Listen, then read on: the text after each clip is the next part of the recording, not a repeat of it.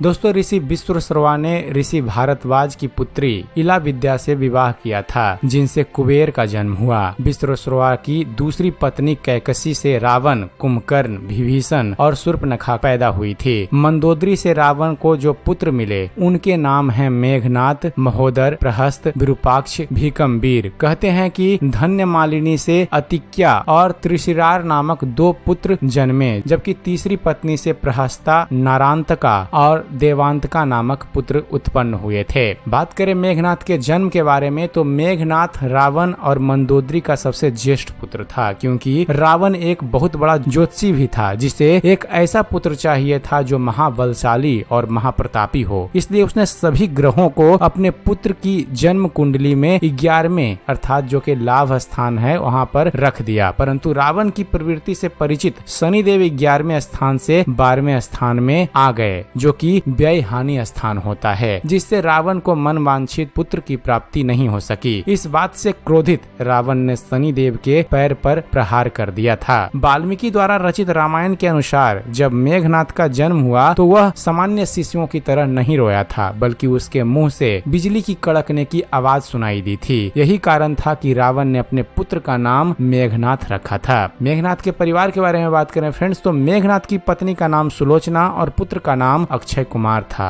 हनुमान जी ने अक्षय कुमार का अशोक वाटिका में वध कर दिया था। कहते हैं कि इसकी एक और पत्नी थी जिसका नाम नागकन था, जो पाताल के राजा शेषनाग की पुत्री थी। मेघनाद अपने पिता की तरह स्वर्ग विजयी था। उसने इंद्र को पराजित कर दिया था। इंद्र को परास्त करने के कारण ही ब्रह्मा जी ने इसका नाम इंद्रजीत रखा था। मेघनाद का मूल नाम घननाद था, लेकिन इंद्र को हराने के बाद उसे इंद्रजीत, बाष्पजीत, शुक्रजीत इंद्र कहा गया। दोस्तों, बंधक इंद्र को छुड़ाने के लिए जब ब्रह्मा जी ने आज्ञा दी तो मेघनाद ने इंद्र को बंधन मुक्त कर दिया था। इस पर ब्रह्मा जी ने कहा कि वरदान मांगो वत्स। तब मेघनाद ने अमरता का वरदान मांगा, लेकिन ब्रह्मा जी ने कहा यह देना संभव नहीं है, लेकिन उन्होंने इसके समान ही वर जरूर दिया। वर अनुसार अपनी कुल देवी प्रातंग्यगिरा की यज्ञ के दौरान मेघनाद को स्वयं त्रिदेव भी नहीं हरा सकते थे और कोई भी मेघनाद को मार नहीं सकता था। मेघनाद के गुरु के बारे में बात करें तो मेघनाद ने शुक्राचार्य और साक्षात महादेव से शिक्षा प्राप्त की थी। महादेव शिव से प्रशिक्षित प्राप्त लगभग सभी दिव्यास्त्रों का ज्ञाता वह बन गया था। किशोरावस्था की आयु होते होते इसने अपनी कुल देवी निकुंभला, जिन्हें प्रत्यंगगिरा भी कहा जाता है, उनके मंदिर में अपने गुरु से दीक्षा लेकर कई सिद्धियां प्राप्त कर ली थी। जब मेघनाद युवा अवस्था में पहुंचा तो उसने कठिन तपस्या के बल पर संसार के 3 सबसे घातक अस्त्र, जो कि हैं ब्रह्मास्त्र, पशुपतास्त्र अस्त्र और वैष्णव अस्त्र प्राप्त कर लिए थे। दोस्तों, आदि काल से अब तक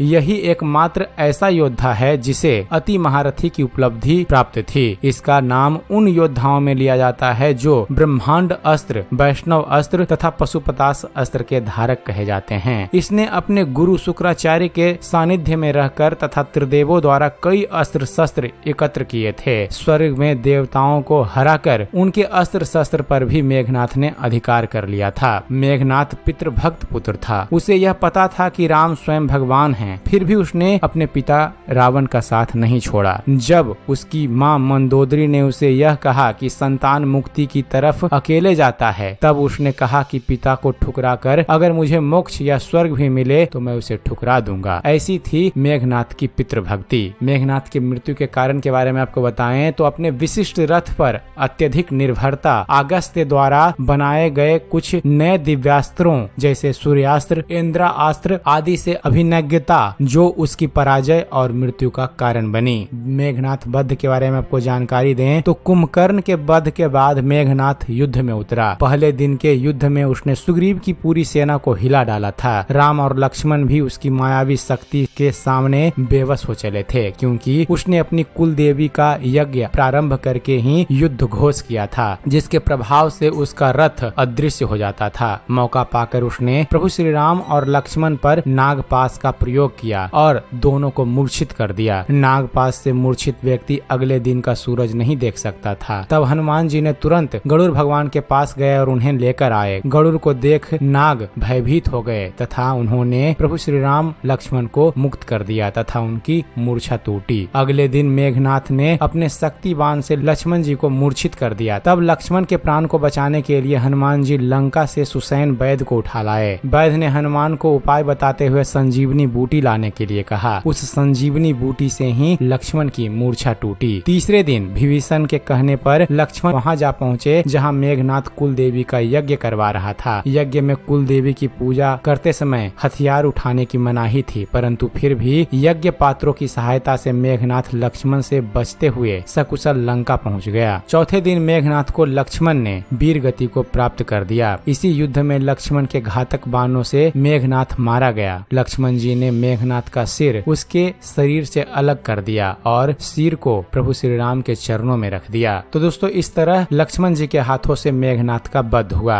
अब थोड़ी सी जानकारी देते हैं आपको मेघनाथ की पत्नी सुलोचना के बारे में। दोस्तों यह कथा हमें रामायण में नहीं मिलती है। यह कथा हमें रामायण से इतर दक्षिण भारत की प्रचलित लोक कथाओं में मिलती है। कथाओं के अनुसार श्री राम मेघनाथ की मृत्यु की सूचना मेघनाथ की पत्नी सुलोचना को देना चाहते थे। उन्होंने मेघनाथ की एक भुजा को बाण के द्वारा मेघनाथ के महल में पहुंचा दिया। वह भुजा जब मेघनाथ की पत्नी सुलोचना ने देखी तो उसे विश्वास नहीं हुआ कि उसके पति की मृत्यु हो चुकी है। तब कटे हाथ ने लिखकर लक्ष्मण का गुणगान किया। रावण को सुलोचना ने मेघनाथ का कटा हुआ हाथ दिखाया और अपने पति का सिर मांगा। सुलोचना रावण से बोली कि अब मैं एक पल भी जीवित नहीं रहना चाहती, मैं पति के साथ ही सती होना चाहती हूँ। तब रावण ने कहा, पुत्री 4 घड़ी प्रतीक्षा करो, मैं मेघनाथ का सिर शत्रु के सिर के साथ लेकर आता हूँ। लेकिन सुलोचना को रावण की बात पर विश्वास नहीं हुआ। तब सुलोचना मंदोदरी के पास गई। मंदोदरी ने कहा, तुम प्रभु श्री राम के पास जाओ, वह बड़े दयालु हैं। सुलोचना जब प्रभु श्री राम के पास पहुंची तो उसका परिचय विभीषण ने करवाया। सुलोचना ने प्रभु श्री राम से कहा, हे राम, मैं आपकी शरण में आई हूँ, मेरे पति का सिर मुझे लौटा दें ताकि मैं सती हो सकूं। प्रभु श्री राम सुलोचना की यह दशा देखकर दुखी हो गए। उन्होंने कहा कि मैं तुम्हारे पति को अभी जीवित कर देता हूँ। तब सुलोचना ने कहा कि मैं नहीं चाहती कि मेरे पति जीवित होकर संसार के कष्टों को भोगें। मेरे लिए सौभाग्य की बात है कि आपके दर्शन हो गए, मेरा जन्म सार्थक हो गया, अब जीवित रहने की कोई इच्छा नहीं है। प्रभु श्री राम के कहने पर सुग्रीव मेघनाथ का सिर ले आए, लेकिन उनके मन में यह आशंका थी कि मेघनाथ के कटे हाथ ने लक्ष्मण का गुणगान कैसे किया। सुग्रीव से रहा नहीं गया और उन्होंने कहा कि मैं सुलोचना की बात को तभी सच मानूंगा जब यह नरमुंड हंसेगा। तब सुलोचना के सतीत्व की यह बहुत बड़ी परीक्षा थी। उसने कटे हुए सिर से कहा, हे स्वामी, जल्दी हंसिए, वरना आपके हाथ ने जो लिखा है उसे ये सब सत्य नहीं मानेंगे। इतना सुनते ही मेघनाथ का सिर जोर जोर से हंसने लगा। इस तरह सुलोचना अपने पति का कटा हुआ सिर लेकर वहाँ से चली गई। उम्मीद करते हैं फ्रेंड्स आप सभी को हमारा ये वीडियो पसंद आया होगा। अगर वीडियो पसंद आया हो तो वीडियो को लाइक और शेयर करना न भूलिएगा। और दोस्तों ऐसे ही ज्ञानवर्धक वीडियो देखते रहने के लिए आप हमारे चैनल ज्ञान मंथन को सब्सक्राइब जरूर कीजिएगा। आप हमारे चैनल को सब्सक्राइब कीजिए और देखते रहिए, जानते रहिए। धन्यवाद। जय हिंद।